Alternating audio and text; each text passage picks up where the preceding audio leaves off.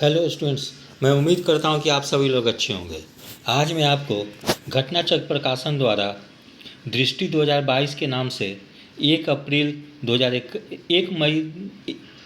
मई 2021 से 15 अप्रैल 2022 तक की वार्षिकांक जारी की गई है, जिसमें आर्थिक परिदृश्य से संबंधित महत्वपूर्ण सूचनाएं दी गई है, जो मैं आपको आज करवाने जा रहा हूं।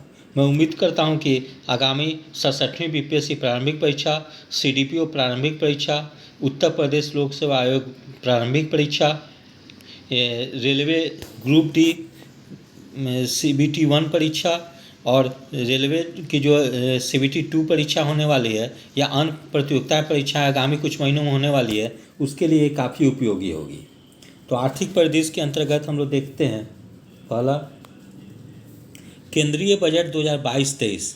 तो 1 फरवरी 2022 को संसद में वित्त मंत्री निर्मला सीतारमण द्वारा प्रस्तुत बजट अनुमान वर्ष 2022-23 का आकार 39.45 लाख करोड़ रुपए है। तो इस अमाउंट को याद रखेंगे कि 2022-23 का योजना आकार कितना है, तो 39.45 लाख करोड़ है, जिसका अर्थ है कि सरकार द्वारा कुल 39.45 लाख करोड़ रुपये की प्राप्ति एवं इतनी ही राशि का व्यय किया जाएगा।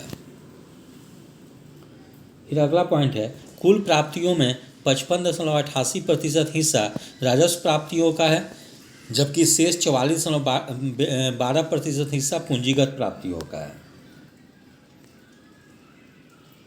फिर राजकोषीय घाटा या फिस्कल डेफिसिट वर्ष 2022-23 के बजट में 16.61 लाख करोड़ रुपए का राजकोषीय घाटा अनुमानित है, जो इसी वर्ष की अनुमानित जीडीपी का 6.4% है।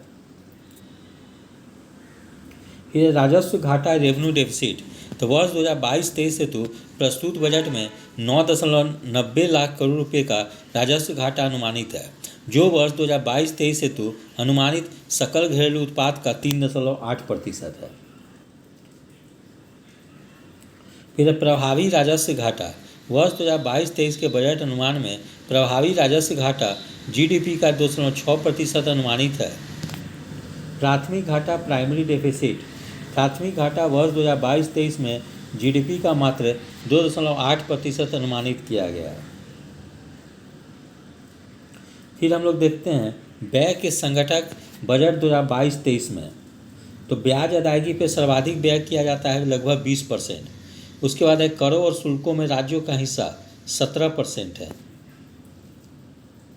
फिर प्राप्ति के स्रोत में हम लोग देखते हैं कि उधार और अन्य देयताओं से 35% प्राप्त होती है, जबकि वस्तु एवं सेवा कर से 16%, निगम कर से 15% और आयकर से भी 15% प्राप्त होती है।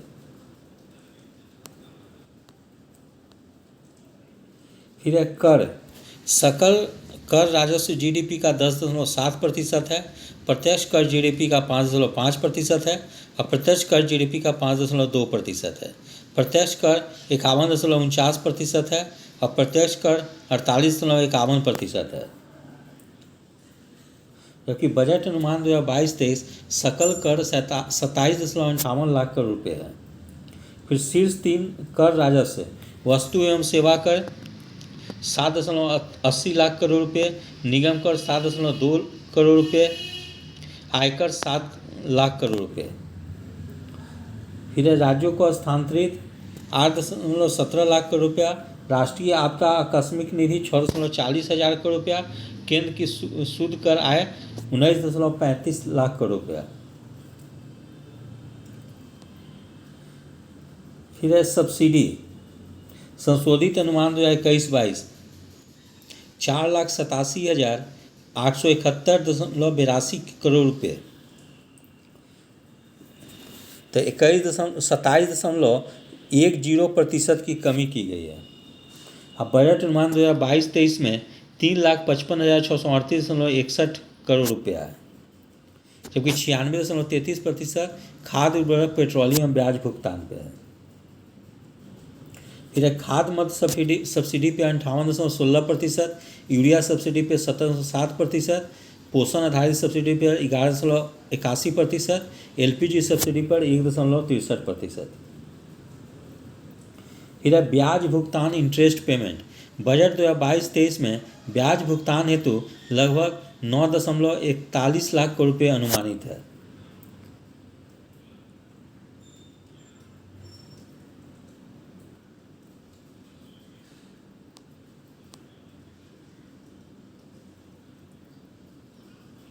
फिर बजट घोषणा 2022-23 में हम लोग देखते हैं कि इसमें जो मैंने लाल पेन से अंडरलाइन कर दिया है वही इसी में बता रहा हूँ, जो कि परीक्षा के दृष्टिकोण से काफ़ी महत्वपूर्ण है।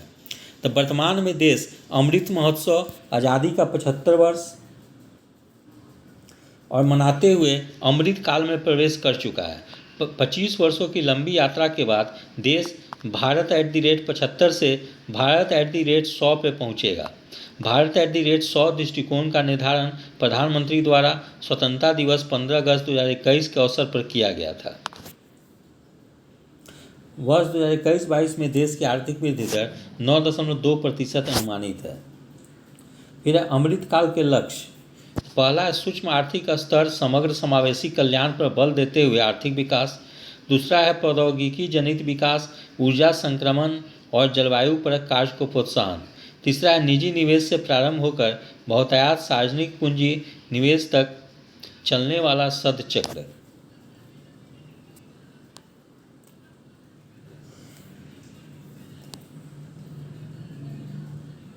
फिर बजट में विकास को प्रोत्साहित करने हेतु 4 प्राथमिकताएं निर्धारित की गई है, जो निम्न है। पहला है पीएम गति शक्ति, दूसरा समावेशी विकास, तीसरा है उत्पादकता संवर्धन और निवेश या उदयमान अवसर, ऊर्जा संक्रांति और जलवायु परक कार्य। चौथा है निवेश का वित्त पोषण। पहला हम लोग देखते हैं पीएम गति शक्ति। 7 इंजनों यथा सड़क, रेल, एयरपोर्ट्स, पतन, सार्वजनिक परिवहन, जलमार्ग एवं लॉजिस्टिक अवसंरचना से संचालित। उद्देश्य है विश्व स्तरीय आधुनिक अवसंरचना तथा लॉजिस्टिक सहक्रिया का विकास। सड़क परिवहन। वर्ष 2022-23 में राष्ट्रीय राजमार्ग नेटवर्क में 25,000 किलोमीटर अतिरिक्त जोड़ना। यह सार्वजनिक संसाधनों के संपूर्ण हेतु वित्त पोषण के नवोन्मेषी तरीके से 20,000 करोड़ रुपये जुटाना। वर्ष 2022-23 में पीपीपी मॉडल के तहत 4 स्थानों पर मल्टी मॉडल लॉजिस्टिक पार्क तैयार करना। फिर हो गया रेलवे, एक स्टेशन एक उत्पाद की अवधारणा को लोकप्रिय बनाना। कवच का क्षेत्र विस्तार। विगत 3 वर्षों के दौरान नई पीढ़ी की 400 वंदे भारत का विकास और विनिर्माण। फिर विगत 3 वर्षों के दौरान मल्टी मॉडल लॉजिस्टिक सुविधाओं के लिए 100 पीएम गति शक्ति कार्गो टर्मिनल। फिर समावेशी विकास, कृषि एवं खाद्य प्रसंस्करण। तो वर्ष 2023 राष्ट्रीय कदम वर्ष के रूप में घोषित 163 लाख किसानों को 2.37 लाख करोड़ रुपए के एमएसपी का भुगतान। रसायन मुक्त प्राकृतिक कृषि को प्रोत्साहन। प्रथम चरण में गंगा नदी से सटे 5 किलोमीटर के दायरे में कृषि भूमि पर विशेष ध्यान। किसानों की सहायता है तो किसान ड्रोन्स का प्रयोग। फिर सम्मिश्रित पूंजी से कोष की स्थापना, सम्मिश्रित पूंजी कोष को नाबार्ड से सहायता। इधर केन बेतवा लिंक परियोजना एवं अन्य 44,605 करोड़ रुपये की अनुमानित लागत से केन बेतवा लिंक परियोजना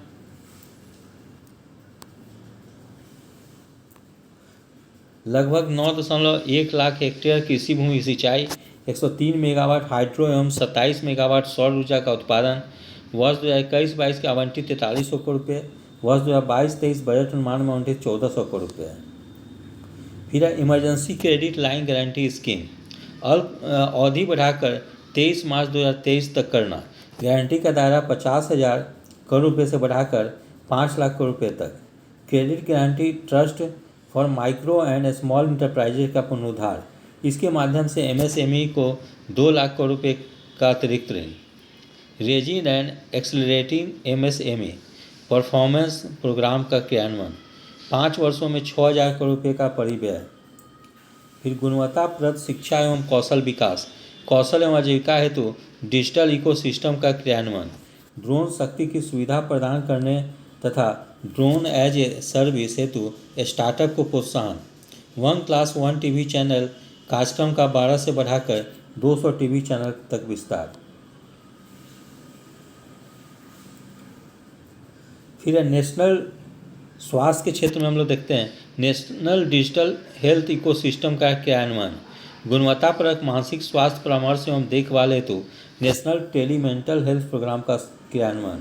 एकीकृत ढांचा मिशन शक्ति, मिशन वात्सल तथा सक्षम आंगनवाड़ी एवं पोषण 2 का वर्ष 2022-23 में स्वास्थ्य सेवा हेतु बजटीय आवंटन सक्षम 20,263 करोड़ रुपये, पीएम पोषण 10,234 करोड़ रुपये, मिशन वात्सल्य 1,472 करोड़ रुपये, मिशन शक्ति 3,184 करोड़ रुपये। समावेशी विकास में देखते हैं हर घर नल से जल, इसमें 2022-23 में 3.8 करोड़ परिवारों को कवर करना। वर्ष 2022-23 में 60,000 करोड़ रुपये का आवंटन। पीएम आवास योजना शहरी एवं ग्रामीण वर्ष 2022-23 में 80 लाख घरों का निर्माण कार्य पूरा करना। वर्ष 2022-23 में 48,000 करोड़ रुपये का आवंटन। पीएम डिवाइन उत्तर पूर्व में आवश्यकता आधारित अवसंरचना एवं सामाजिक विकास हेतु वर्ष 2022-23 में 1,500 करोड़ का आवंटन। डिजिटल पेमेंट्स अनुसूचित वाणिज्य बैंकों के द्वारा 75 जिलों में 75 डिजिटल बैंकिंग यूनिट्स का स्थापना। फिर तीसरा उत्पादकता संवर्धन एवं निवेश, उदयमान अवसर, ऊर्जा परिवर्तन तथा जलवायु परक कार्य। उत्पादकता संवर्धन एवं निवेश, कारोबारी सुगमता 2 का क्रियान्वयन।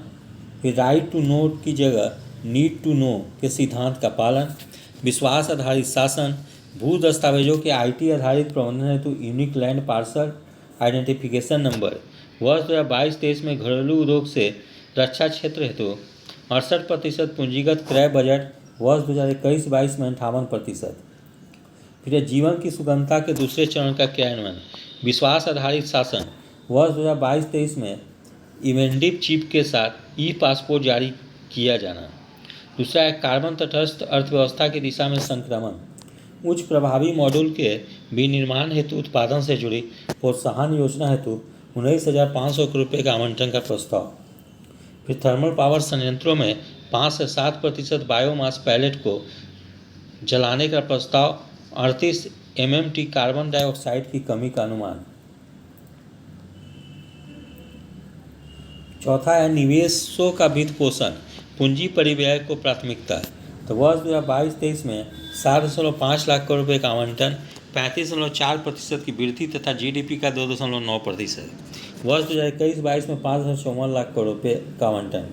प्रभावी पूंजीगत व्यय वर्ष 2022-23 में 10.68 लाख करोड़ रुपये का आवंटन, GDP का 4.1%। संसाधनों को जुटाना, हरित अवसंरचना के संसाधनों हेतु ग्रीन बॉन्ड्स। फिर उदयमान क्षेत्रों के लिए सम्मिश्रित वित्त, सरकार का योगदान 20%। वर्ष 2022-23 में भारतीय रिजर्व बैंक द्वारा डिजिटल रुपये का संचालन। फिर राज्यों को और अधिक वित्तीय गुंजाइश प्रदान करना। तो पूंजीगत निवेश हेतु राज्यों को वित्तीय सहायता योजना के तहत वर्ष 2021-22 में बजट अनुमान 10,000 करोड़ रुपये। वर्ष 2021-22 संशोधित अनुमान 15,000 करोड़ रुपये। अगला पॉइंट है सभी निवेशों को प्रेरित करने हेतु राज्यों की सहायता के लिए वर्ष 2022-23 में 1 लाख करोड़ रुपये का अतिरिक्त आवंटन। इधर 15वें वित्त आयोग की सिफारिश के अनुरूप वर्ष 2022-23 में राज्यों की GSDP 4% तक राजकोषीय घाटा की अनुमानित, जिसमें 0.5% विद्युत क्षेत्र सुधार से संबंधित है। कर प्रस्ताव, गलतियों को ठीक करने हेतु करदाताओं को 2 वर्ष के भीतर अद्यतन रिटर्न दायर करने की अनुमति। राज्य सरकार के कर्मचारियों के NPS खाते में कर्मचारियों की कटौती सीमा को 10% से बढ़ाकर 14% करना। विकलांग व्यक्तियों के लिए कर में राहत, सहकारी समितियों के लिए 18.5% की वैकल्पिक न्यूनतम कर दर को 15% करना। फिर सहकारी समितियां जिनकी आय 1 से 10 करोड़ रुपये तक है कि वर्तमान अधिभार दर 12% में कमी करते हुए 7% करना। फिर कर संबंधित प्रोत्साहन देने के लिए पात्र स्टार्टअप को शामिल करने की अवधि मार्चांत 2022 में वृद्धि मार्चांत 2023 तक किया गया। फिर आभासी परिसंपत्ति के अंतरण से होने वाली आय पर 30% का कर।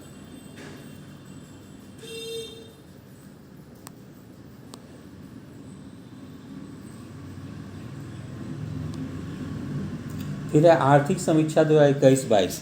तब वित्तीय वर्ष 2021-22 की आर्थिक समीक्षा को केंद्रीय वित्त मंत्री निर्मला सीतारमण द्वारा 31 जनवरी 2022 को संसद में प्रस्तुत किया गया। प्रस्तुत आर्थिक समीक्षा का मूल विषय अत्यधिक अनिश्चितता की इस स्थिति में नीति निर्माण के लिए कला और विज्ञान तथा इसकी केंद्रीय विषय वस्तु है। चुस्त दुरुस्त त्वरित दृष्टिकोण एजाइल अप्रोच है या आर्थिक, ठीक है।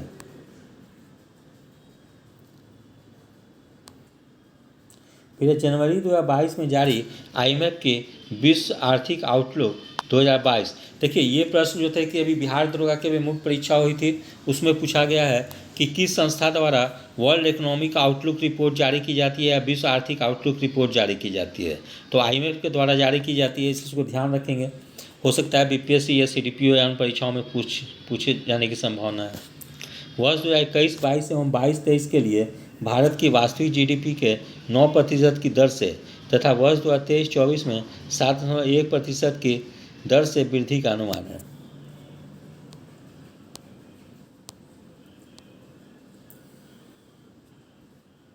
फिर प्रति व्यक्ति निवल राष्ट्रीय आय per capita net national income वर्तमान कीमतों पर वर्ष 2021-22 1,50,326 रुपया, स्थिर कीमतों पर वर्ष 2021-22 93,973 रुपये।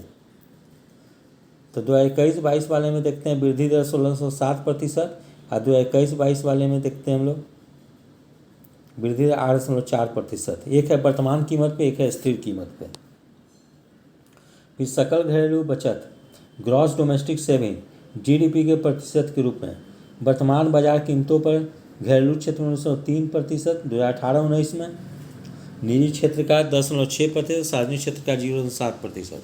अब वर्ष 2019-20 में हम लोग देखते हैं निजी निगम क्षेत्र का घरेलू क्षेत्र का 19.6%, निजी निगम क्षेत्र का 10.7%, सार्वजनिक क्षेत्र 1.1%।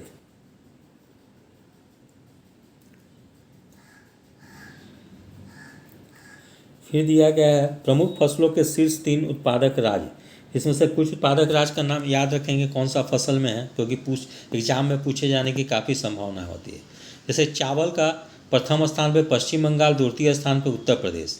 गेहूं का उत्तर प्रदेश प्रथम स्थान पे, मध्य प्रदेश द्वितीय स्थान पे। मोटे अनाज में राजस्थान प्रथम स्थान पे, कर्नाटक द्वितीय स्थान पे। दाल का उत्पादन में मध्य प्रदेश प्रथम स्थान पे, राजस्थान द्वितीय स्थान पे। चना पे मध्य प्रदेश प्रथम स्थान पे, महाराष्ट्र द्वितीय स्थान पे। कुल खाद्यान्न सर्वाधिक उत्तर प्रदेश 58.32, मध्य प्रदेश 31.96, पंजाब 29.77।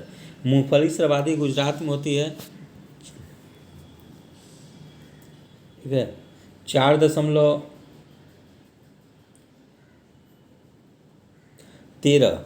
राजस्थान में 1.93। रेपसीड और सरसों राजस्थान में सर्वाधिक होती है, उसके बाद मध्य प्रदेश में। सोयाबीन महाराष्ट्र में सर्वाधिक होती है, उसके बाद मध्य प्रदेश। तो सोयाबीन के उत्पादन का डाटा आप चेंज कर गई है, पहले मध्य प्रदेश में सर्वाधिक उत्पादन होती थी, अब महाराष्ट्र में सर्वाधिक उत्पादन होती है, उसके बाद मध्य प्रदेश में।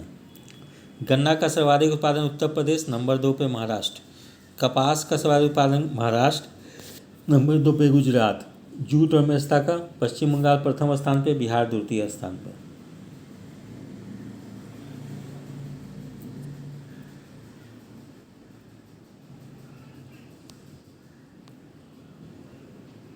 फिर आयात की दृष्टि से शीर्ष 5 देश। चीन नंबर 1 पे है, कुल आयात का अप्रैल से नवंबर के बीच में 15.5%, संयुक्त अरब अमीरात 7.3%, अमेरिका 7.2%।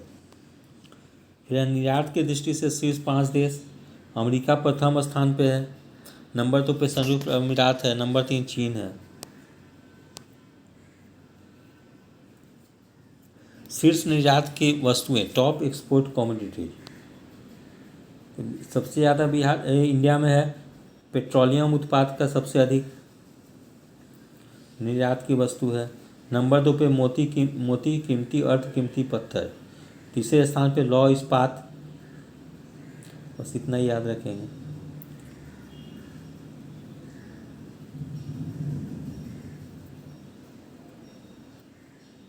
फिर बिहार बजट 2022-23। 28 फरवरी 2022 को बिहार सरकार के उप मुख्यमंत्री या वित्त मंत्री सब उप मुख्यमंत्री सब वित्त मंत्री तारकिशोर प्रसाद द्वारा वर्ष 2022-23 हेतु बजट अनुमान पेश किया गया।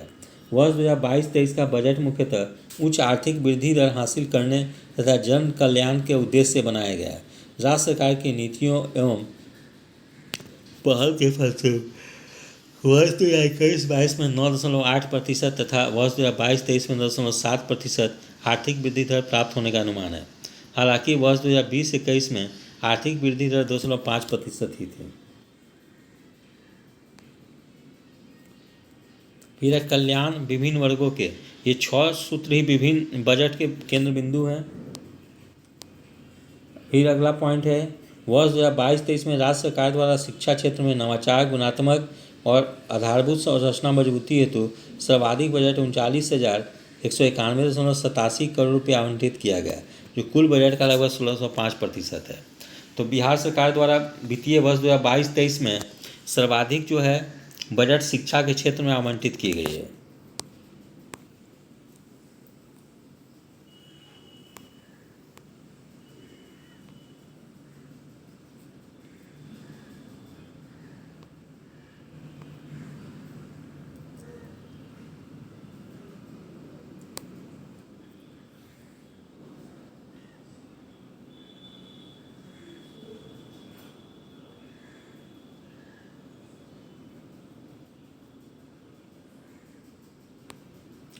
फिर है, वर्ष 2022-23 में राज्य सरकार द्वारा शिक्षा क्षेत्र में नवाचार, गुणात्मक तथा आधारभूत अवसंरचना की मजबूती हेतु सर्वाधिक बजट 39,191.87 करोड़ रुपये आवंटित किया गया, जो कुल बजट का लगभग 16.5% है।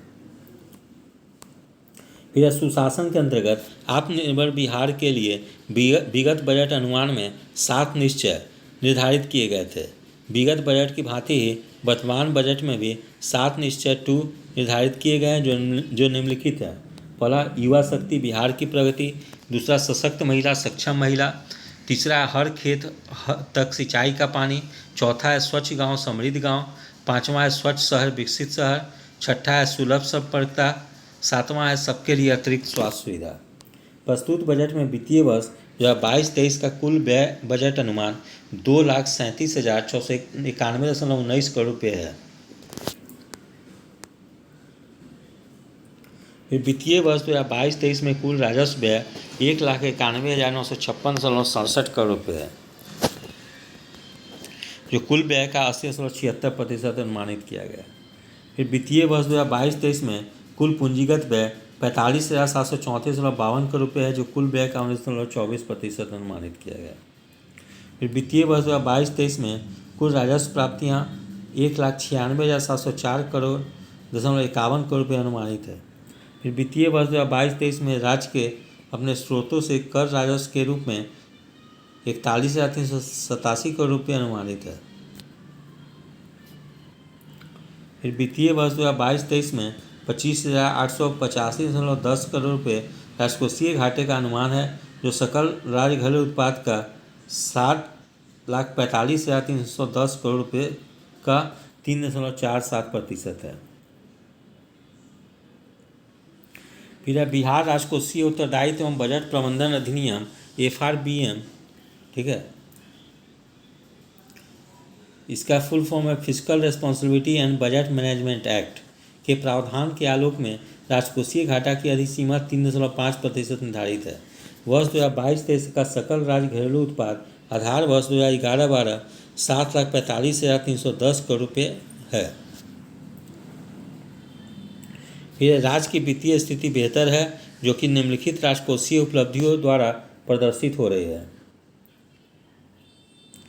वर्ष 2020-21 में राजकोषीय घाटा सकल राज्य घरेलू उत्पाद 6,18,628 करोड़ रुपये का 4.82% रहा, जो कि 5% की निर्धारित सीमा के तहत है। फिर है वर्ष 2022-23 बजट अनुमान कुल राजस्व प्राप्ति 1,96,704.51 करोड़, कर राजस्व 1,32,567.60 करोड़। फिर पूंजीगत प्राप्ति 41,187,43 करोड़। कुल प्राप्तियाँ 2,37,891,94 करोड़ है।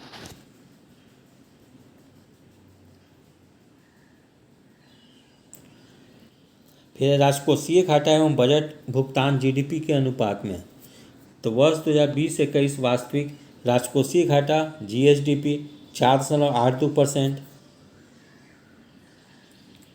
फिर बिहार आर्थिक समीक्षा 2021-22, वर्ष 2021-22 में बिहार के सकल राज्य घरेलू उत्पाद में कोविड-19 के कारण 2.5% की वृद्धि दर्ज की गई है। फिर वर्ष 2019-20 में प्रति व्यक्ति सकल जिला घरेलू उत्पाद के संबंध में 38 जिलों की रैंकिंग में 1.31 लाख रुपए के साथ पटना जिला शीर्ष पे था, जबकि सबसे कम प्रति व्यक्ति सकल जिला घरेलू उत्पाद शिवहर जिला का था। फिर वर्ष 2020-21 में वेतन और पेंशन पर राज्य सरकार का कुल व्यय राज्य सरकार के राजस्व व्यय का 29.7% है और राजस्व प्राप्ति का 32.4% है। फिर गत 5 वर्षों 2016-17 से 2020-21 के दौरान कृषि एवं सहवर्ती क्षेत्र की वृद्धि दर 2.1% थी। फिर वर्ष 2020-21 में राज्य में खाद्यान्न का कुल उत्पादन रिकॉर्ड 17.95 लाख टन अनुमानित था,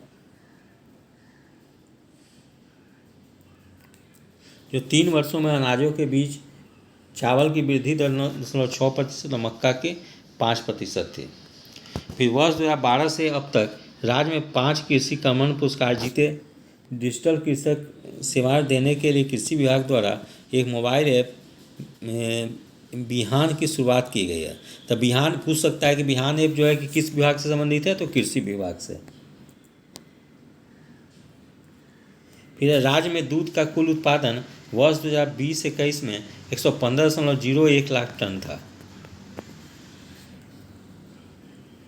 फिर वर्ष 2020-21 में 46.22 लाख क्विंटल चीनी का उत्पादन हुआ, फलतः चीनी प्राप्ति की दर 100% थी। फिर बिहार में 3 सर्वाधिक आकर्षक एवं उद्योग इथेनॉल, खाद्य प्रसंस्करण और नवीकरणीय ऊर्जा है। फिर अगला पॉइंट है पुरुष और महिला दोनों के लिए श्रमिक जनसंख्या अनुपात देश के प्रमुख राज्यों के बीच बिहार में सबसे कम है। यहाँ पुरुष श्रमिक जनसंख्या अनुपात संपूर्ण भारत के औसत से ग्रामीण क्षेत्रों में 6.5% अंक और शहरी क्षेत्रों में 8.5% अंक कम था।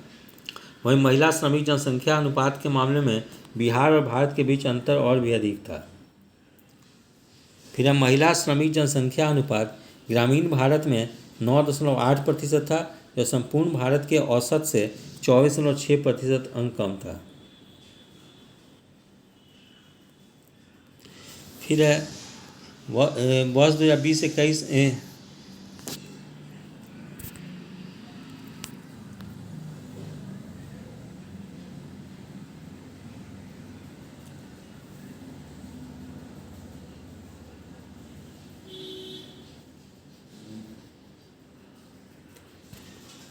फिर अगला पॉइंट है इस अवधि में स्वास्थ्य पर व्यय की वृद्धि दर संपूर्ण भारत के 13.8% की तुलना में 16.6% रही। इस प्रकार इन वर्षों के दौरान शिक्षा में भी बिहार में 14.3% की वार्षिक वृद्धि दर दर्ज हुई, जो संपूर्ण भारत की वृद्धि दर 10.9% से अधिक है। फिर बिहार और भारत की जनसंख्या के अनुमान का तुलनात्मक विश्लेषण दर्शाता है कि वर्ष 2036 तक कार्यशील आबादी 15 से 59 वर्ष का हिस्सा बिहार में अपेक्षाकृत अधिक होगा। फिर कार्यशील आबादी का हिस्सा वर्ष 2011 के 53.5% से बढ़कर वर्ष 2036 में 61.4% हो जाने का अनुमान है। फिर बिहार में जन्मकालीन जीवन संभाव्यता वर्ष 2014-18 में 69.1 वर्ष हो गई है। फिर वर्ष 2019 की प्रतिदर्श निबंधन प्रणाली के अनुसार बिहार में शिशु मृत्यु दर 29 मृत्यु प्रति 1000 जीवित प्रसव है, जो राष्ट्रीय आंकड़े 30 से 1 कम है। बिहार में बाल बजट निर्माण की प्रक्रिया 2013-14 में शुरू हुई। फिर पीएम गति शक्ति राष्ट्रीय मास्टर प्लान, बहुस्तरीय संपर्क मल्टी मॉडल कनेक्टिविटी हेतु राष्ट्रीय मास्टर प्लान पीएम गति शक्ति एक डिजिटल प्लेटफॉर्म है जो रेलवे एवं सड़क मार्ग मंत्रालय सहित 16 मंत्रालयों को एक मंच प्रदान करेगा। फिर पीएम गति शक्ति को भास्कराचार्य राष्ट्रीय अंतरिक्ष अनुप्रयोग और भू सूचना विज्ञान संस्थान द्वारा विकसित इसरो इमरजेंसी के साथ विभिन्न प्रौद्योगिकियों से भी जोड़ा जाएगा। फिर पीएम गति शक्ति राष्ट्रीय मास्टर प्लान शुभारंभ हुआ 13 अक्टूबर 2021 को, मंजूरी प्रदान की गई 21 अक्टूबर 2021 को आर्थिक मामलों की मंत्रिमंडलीय समिति द्वारा। घोषणा 75वें स्वतंत्रता दिवस 15 अगस्त 2021 के शुभ अवसर पर। कुल व्यय लगभग 100 लाख करोड़ रुपये केंद्रित है देश के आम नागरिकों, उद्योगों, विनिर्माताओं, किसानों तथा गाँवों पर। पीएम गति शक्ति राष्ट्रीय मास्टर प्लान की शुरुआत कार्यान्वयन तथा निगरानी एवं समर्थन तंत्र हेतु संस्थागत ढांचे की त्रिस्तरीय प्रणाली अपनाई गई है जो निम्नवत है। पहला सचिवों का अधिकार प्राप्त समूह, दूसरा है नेटवर्क योजना समूह, तीसरा है तकनीकी सहायता समूह। नवीन एवं नवीकरणीय ऊर्जा क्षेत्र की क्षमता जो वर्तमान में 87.7 गीगावाट है को बढ़ाकर वर्ष 2024-25 तक 225 गीगावाट करना है। फिर वर्ष 2024-25 तक देश की बिजली उत्पादन क्षमता का 50% नवीकरणीय ऊर्जा स्रोतों से पूरा किया जाना है।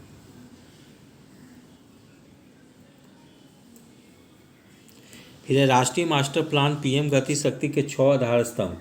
पहला है व्यापकता कम्प्रिहेंसिवनेस, दूसरा अधिकतम उपयोग ऑप्टिमाइजेशन, दूसरा है प्राथमिकता प्रायोरिटाइजेशन, तीसरा है अधिकतम उपयोग ऑप्टिमाइजेशन, चौथा है सामंजस्यीकरण सिंक्रोनाइजेशन, पांचवा है विश्लेषणात्मक एनालिटिकल, छठा है गतिशीलता। तो ये आप जो है कि 6 स्तंभ जो है इसको याद रखेंगे। यहाँ 2 बार 5 लिखा गया है कि छठा है।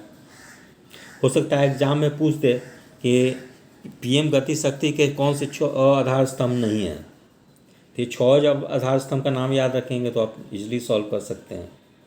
फिर राष्ट्रीय मुद्रीकरण पाइपलाइन 23 अगस्त 2021 को केंद्रीय वित्त और कॉरपोरेट कार्य मंत्री निर्मला सीतारमण द्वारा राष्ट्रीय मुद्रीकरण पाइपलाइन का शुभारंभ किया गया जो केंद्रीय मंत्रालयों और सार्वजनिक क्षेत्र के उपक्रमों की परिसंपत्तियों के मुद्रीकरण की पाइपलाइन है।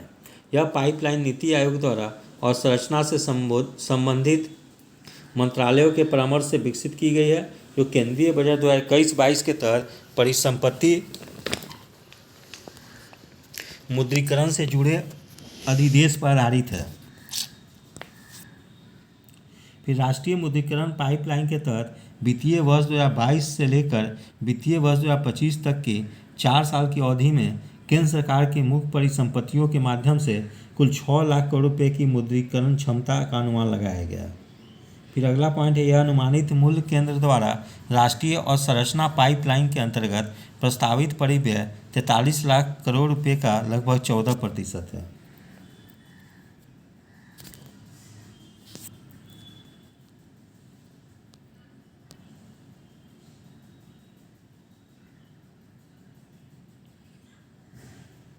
इस प्रकार से मेरे द्वारा घटना चक्र प्रकाशन द्वारा जो दृष्टि वार्षिकांक जारी की गई है उसमें जो आर्थिक परिदृश्य दी गई है उसको मैंने उसमें जो इम्पोर्टेंट पॉइंट जो है वो मैंने बताने का प्रयास किया है। मैं उम्मीद करता हूं कि आप लोग आगामी 67वीं बीपीएससी सीडीपीओ और अन्य एक दिवसीय परीक्षाएं होने वाली है उसमें आप लोग काफ़ी लाभान्वित होंगे, जिससे कि आप लोग परीक्षा भवन में यदि आर्थिक परिदृश्य से प्रश्न पूछे जाएँ तो आप लोग हल करने की स्थिति में हो। यदि आप सभी लोगों को मेरा चैनल अच्छा लगा हो इसे लाइक से और सब्सक्राइब करें। धन्यवाद। Take care.